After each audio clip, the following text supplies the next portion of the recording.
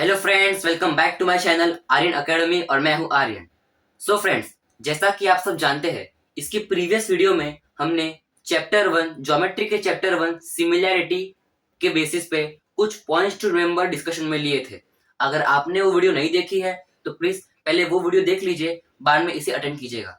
So friends, आज है हमारा ज्योमेट्री चैप्टर 1 सिमिलैरिटी का लेक्चर 1, जिसमें हम इस चैप्टर की पहली प्रॉपर्टी जिसका नाम है ratio of areas of two triangles को डिस्कशन में लेंगे। स्टूडेंट्स, ये जो प्रॉपर्टी है ये डिवाइड है 3 पार्ट में। तो चलिए धीरे धीरे और एक एक करके एक एक पार्ट को समझते हैं। तो चलिए शुरू करते हैं। तो पढ़ते हैं इस प्रॉपर्टी के पार्ट 1 को, जो कि कहती है ratio of areas of two triangles is equal to the ratio of the products of their bases and corresponding heights. फिर से पढ़ते हैं एक बार अच्छी तरह से।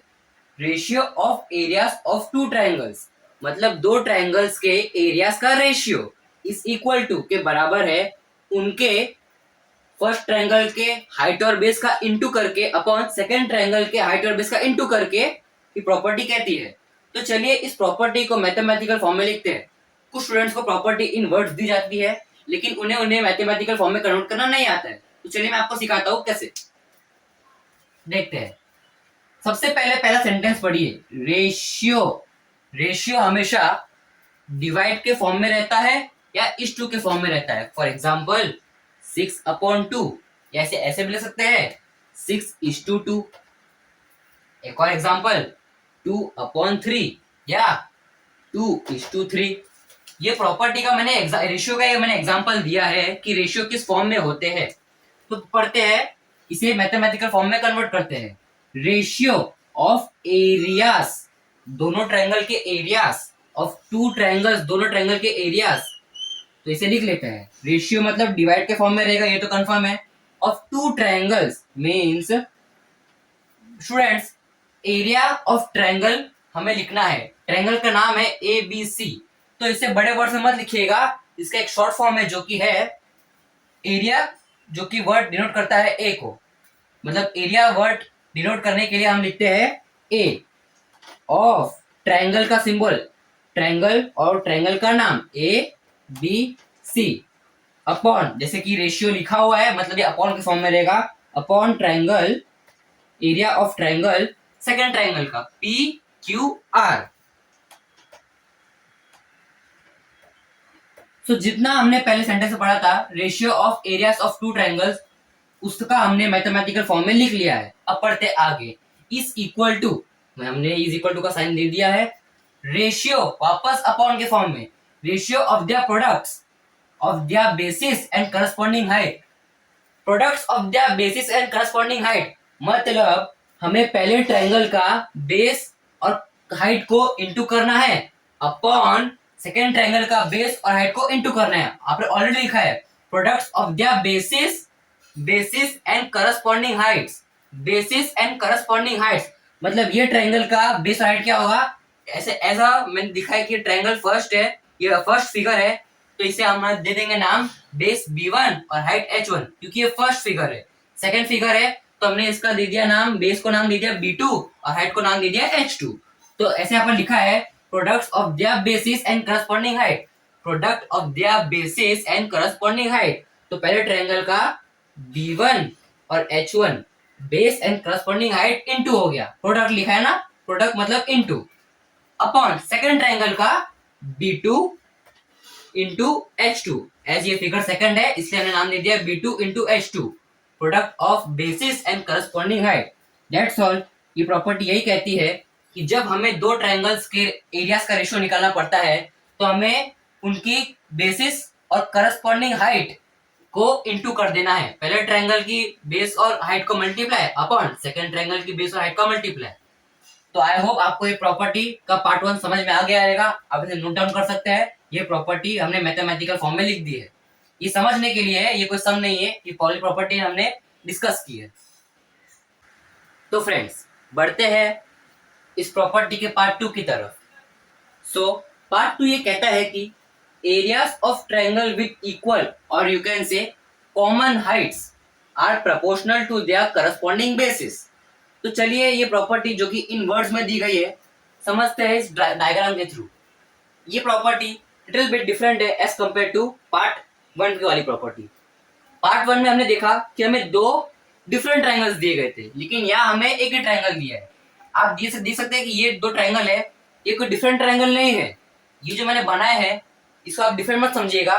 एक्चुअली ये जो ट्रायंगल है ना, मैंने इसको स्प्लिट किया है। आप देख सकते हैं ये एक ट्रायंगल में आपको दो ट्रायंगल दिख रहे होंगे, जो कि ट्रायंगल है ट्रायंगल ए डी बी, और एक और ट्रायंगल है जो कि है ट्रायंगल ए डी सी। मैंने यही ट्रायंगल को स्लाइटली स्प्लिट किया है। अगर आप इसे स्प्लिट करेंगे तो ये कुछ ऐसा दिखेगा। आप देख सकते हैं मैंने ये ट्रायंगल को स्प्लिट कर दिया है। तो ये कोई डिफरेंट डायग्राम नहीं है, ये इसी का ही पार्ट है जैसे मैंने स्प्लिट किया है। तो समझते हैं इस प्रॉपर्टी को। आप देख सकते हैं इस डायग्राम में ये जो हाइट ए डी है, ऐसे मैंने कहा था कि ये दो ट्रायंगल को मिलाकर बना है। ये हाइट ए डी है, ये height A D triangle A D B के साथ में भी है, और ये height A D triangle A D C के साथ में भी है। मतलब ये हाइट ए डी दोनों ट्रायंगल के लिए कॉमन हाइट है, एक ही हाइट है। मतलब अगर हम स्प्लिट करेंगे तो ये ए डी इसके साथ भी रहेगा और ये ए डी इसके साथ भी रहेगा। मतलब वो ये ट्रायंगल के साथ भी रहेगा और ये ट्रायंगल के साथ भी रहेगा, बराबर। वो दोनों ट्रायंगल के लिए एक कॉमन है। तो जब हम इसे मैथमेटिकल फॉर्म में लिखेंगे तो हम ऐसा लिखेंगे, triangle area of triangle, triangle का नाम है A B C, is proportional to their corresponding basis when their height are equal. When their height are equal, then the area of triangle proportionate to their corresponding basis. क्योंकि आप देख सकते हैं यहाँ पर हाइट कॉमन है दोनों के लिए, बेस कॉमन नहीं है। ये ट्रायंगल का base, triangle A D B का बेस है बी डी, और ट्रायंगल ए डी सी का बेस है डी सी। बेस अलग अलग है, इसलिए B1 B2, ट्रायंगल 1 का B1, ट्रायंगल 2 का B2। बहुत लोगों का डाउट होता है कि सर आपने हाइट क्यों नहीं लिया, हमें रीजन जाने की हाइट क्यों नहीं आया। चलिए आपको रीजन बता देता हूँ। चलिए आपके कहने पे हमने ले लिया, यहाँ पर हमने हाइट ले ली, height h1 upon height h2। चलिए मानते हैं हमने इस AD का वैल्यू अज्यूम किया 3 यूनिट। हमने खाली अज्यूम किया है, असली में नहीं है। हमने खाली एसम्पशन लिया है कि इसका हाइट है 3 यूनिट्स। तो जैसा कि मैंने अभी कहा कि जो हाइट AD है वो दोनों ट्रायंगल के लिए कॉमन है, वो ये ट्रायंगल के लिए भी कॉमन है, वो ये ट्रायंगल के लिए भी कॉमन है। तो ये जो वैल्यू 3 यूनिट्स होगा वो ये ट्रायंगल का भी हाइट का वैल्यू होगा और ये ट्रायंगल का भी हाइट का वैल्यू होगा। मतलब इसका वैल्यू ये ट्रायंगल का हाइट का भी वैल्यू 3 यूनिट्स होगा और नीचे वाली हाइट का भी ट्रायंगल का यूनिट हाइट का यूनिट होगा 3 यूनिट्स। ऊपर 3 नीचे 3 कट गया, बचा क्या, कुछ नहीं। और ये वैल्यू हाइट का था तो हाइट भी कट ही जाएगा ना। जब ये हाइट h1 का वैल्यू 3 है, h2 का वैल्यू 3 है, ऊपर भी 3 नीचे भी 3 कट गया तो हाइट बचा ही नहीं, बचा क्या, B1 B2। In short property में डायरेक्टली ये कहा गया है कि अगर एक फिगर में जब एक फिगर दो ट्रायंगल को मिला के बना है और उस ट्रायंगल में हाइट कॉमन है, हाइट दोनों के लिए कॉमन है, तो अपने आप उसका वो ट्रायंगल का एरिया प्रोपोर्शनेट टू हो जाएगा, इज इक्वल टू हो जाएगा उसके बेसिस के B1 अपॉन B2। प्रॉपर्टी का प्रूफ पार्ट यही था। आपको समझ में आ गई होगी प्रॉपर्टी, प्लीज इसे नोट डाउन कर लीजिएगा। सो फ्रेंड्स, बढ़ते हैं इस प्रॉपर्टी के पार्ट 3 की तरफ। सो पार्ट 3 ये कहता है areas of triangles with equal or you can say common bases are proportional to their corresponding heights. आप देख सकते हैं ये जो प्रॉपर्टी नंबर 3 है ये इसी का उल्टा है प्रॉपर्टी नंबर 2 का। ये प्रॉपर्टी 2 का पूरा उल्टा है। प्रॉपर्टी 2 में हमने क्या पढ़ा था कि area of triangles with equal heights are proportional to their equal base, पर यहाँ पर लिखा है areas of triangles with equal base are proportional to their corresponding heights. मतलब ये प्रॉपर्टी नंबर 2 का फुल कॉन्वर्स है। कॉन्वर्स मींस उल्टा। तो समझते हैं इस प्रॉपर्टी को इस डायग्राम के थ्रू। सो फ्रेंड्स, आप इस डायग्राम को देख सकते हैं। ये डायग्राम दो ट्रायंगल को मिलाकर बना है। जैसे प्रॉपर्टी 2 में एक ट्रायंगल था, वो भी दो ट्रायंगल को मिलाकर बना था, ये भी दो ट्रायंगल को मिलाकर बना है। आप देख सकते हैं आपको दो ट्रायंगल को दिख रहे होंगे, ये ट्रायंगल 1, ये ट्रायंगल 2। मैंने आपको स्प्लिट करके यहाँ पर दिखाया है। अगर इसको हम स्प्लिट करेंगे तो ये कुछ ऐसा दिखेगा और ज्वाइन करेंगे तो ये ऐसा दिखेगा। तो ये सेम ही डायग्राम है और डायग्राम के अंदर दो ट्राइंगल है। ट्राइंगल का नाम है ट्राइंगल ए बी सी, दूसरा नाम है triangle D B C. If you can observe carefully, ये जो बेस बीसी है ये दोनों ट्राइंगल के लिए कॉमन बेस है। जैसे फर्स्ट सेकंड पार्ट 2 के प्रॉपर्टी में हाइट दोनों के लिए कॉमन थे, वैसे यहाँ पर ये बेस बीसी दो ट्राइंगल्स के लिए कॉमन है। ये base BC triangle A B C का भी बेस है और ये base BC triangle D B C का भी बेस है। ये बेस दोनों के लिए एक ही है। जैसे सेकंड प्रॉपर्टी में क्या था कि अगर हाइट्स इक्वल हो गए तो एरिया ऑफ ट्राइंगल उसके बेस से प्रोपोर्शनल हो जाएगा। यहां पर उल्टा हो जाएगा कि जब ट्राइंगल के बेस इक्वल है या कॉमन है तो ट्राइंगल का एरिया अपने आप उसके हाइट से प्रोपोर्शनल हो जाएगा। इसे हम मैथमेटिकल फॉर्मूला लिख लेते हैं। यहाँ पर हम देख सकते हैं कि यहाँ पर दो ट्राइंगल है, फिगर एक ही फिगर में दो ट्राइंगल है, ट्राइंगल ए बी सी और ट्राइंगल डी बी सी। तो हम यहाँ पर ट्राइंगल को अपॉन के फॉर्म में लिख सकते हैं क्योंकि हमें रेशियो पूछा है। हमें तीनों प्रॉपर्टी में रेशियो ही पूछी है और रेशियो हमेशा अपॉन के फॉर्म में होती है। तो लिख लेते हैं पहला triangle triangle A area of triangle A B C, दूसरा area of triangle D B C या डी सी बी, आप अपनी मर्जी से लिख सकते हैं। Proportionate to height h1 height h2। अब आपको यह डाउट आ रहा होगा, जैसे मैंने प्रॉपर्टी 2 बताया, अगर यहाँ पर हमने बेस ले लिया तो क्या।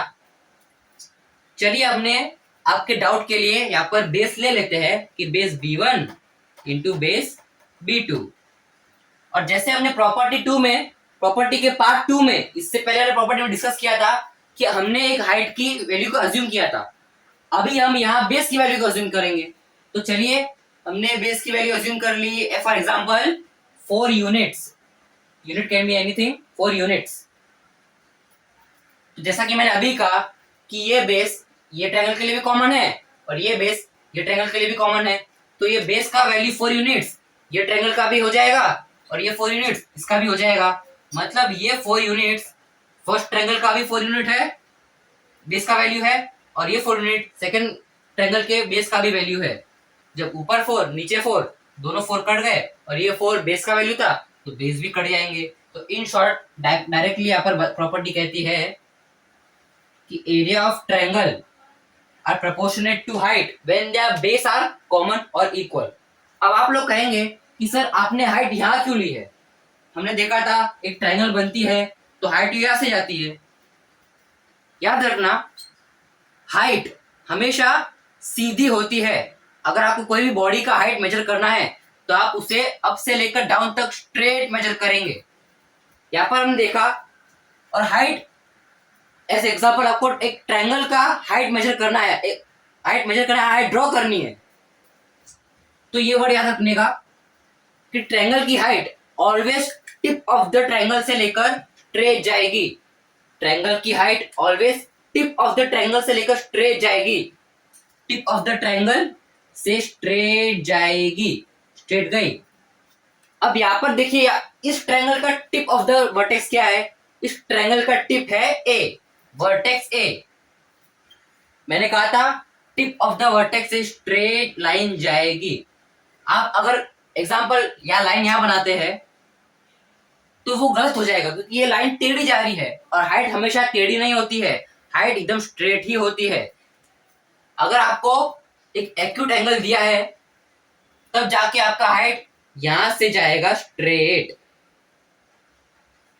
अगर आपको कोई ऑब्ट्यूज एंगल दिया है, समझिए एक ऐसा ऑब्ट्यूज एंगल हो गया, यहां पर भी सेम लगाना है rule, tip of the triangle से स्ट्रेट लाइन। यहां पर भी टिप ऑफ द ट्रायंगल से सेम डिस्टेंस पे सीधी line. Okay okay, I hope आपको ये प्रॉपर्टी समझ में आई होगी। प्लीज इसे अच्छे से नोट डाउन कर लीजिएगा।